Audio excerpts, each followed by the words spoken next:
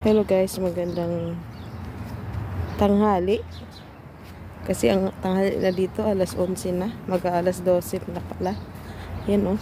Ang daming sibuyas dahunan. Oh. Ang tataba pa ng mga dahon oh. Kada magsasampay ako, ayan oh. Galing kasi ako nagsampay. Kada magsasampay ako, dito talaga yung mga mata ko sa mga gulay na ito. Ayan oh, meron pa din oh. Yung maliliit pa, hindi pa siya tumubo. Ito, ano ba ito? Parang alabanos ata to. Hindi ko man alam yung ano. Ayan oh. Mga dahon-dahon. Ayan, talong. Oh, marami ding talong oh. May sili. Ayan o, yung sili. May talong. Oh, may bunga pa oh. Yung talong. Yung talong dito, bilog. Hindi yung ano, mahaba. Sa Pinas kasi mahaba. Dito, ano. Oh. Ang dami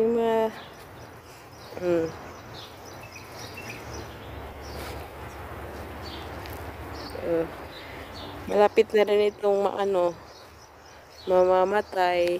Pag big summer na dito, wala nang ganito kasi namamatay na lang sila. Yung mga tanim-tanim na ito. Ayan. Yan yung likod ng bahay namin. Oh. Ayan yung likod ng bahay namin. Ngayon, hanggang February, mag-February na. Parang last month na ata sa February ang malamig. Kasi by March yan. Mainit na talaga yan. Ayan oh, may kamatis pa oh. Ito ata yung yung sweet potato. Ayun. Tapos yan, mga dates. Yan, kapitbahay na namin. Yan, mga dates.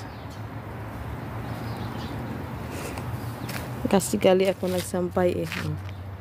See, pero naano ako sa mga sibuyas. Oh, matataba yung dahon. Pag sa Pinas pa naman mahilig tayo sa sibuyas dahunan. Yan oh. Diba? Mainit ang tirik ng araw. Ayan. Malapit na rin yan mamamatay. Pag summer na, malapit na rin mag-summer. Ayan. Daming gulay. Mga dates. May dates na maliliit, may dates din na mahaba.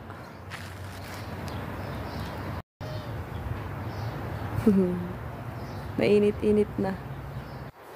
Pero pag gumagabi na, yung pahapon na yan, lumalamig naman. Pero feel ko na rin yung mainit. Ayan, so maraming salamat sa winter season at maghahanda na naman kami sa summer season na sobrang haba ng buwan yung summer. Pero pag winter, mga 3 months or mga 3 months yung winter dito. Tapos the rest na buwan, yan, summer. Ayan. Alauna na ng tanghali dito. Magsusundo na ako sa alaga akong maliit.